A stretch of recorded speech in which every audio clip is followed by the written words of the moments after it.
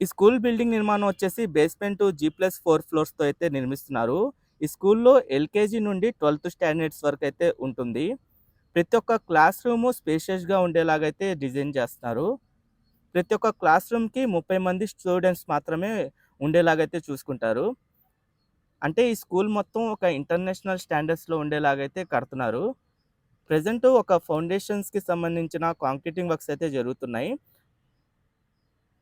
అంటే బ్లాకుల వారీగా ఫౌండేషన్స్ అయితే వేసుకుంటూ వెళ్తున్నారు. ఒక ఫౌండేషన్ కంప్లీట్ అయిన తర్వాత అక్కడ క్యూరింగ్ జరుగుతుంది. ఇంకో ఫౌండేషన్ రీసెంట్‌గా కంప్లీట్ అయింది. ప్రెజెంటు ఇక్కడ ఇటువైపు మీకు కనిపిస్తుంది చూసారా? ఇటువైపు ఫౌండేషన్స్ అయితే వేస్తున్నారు.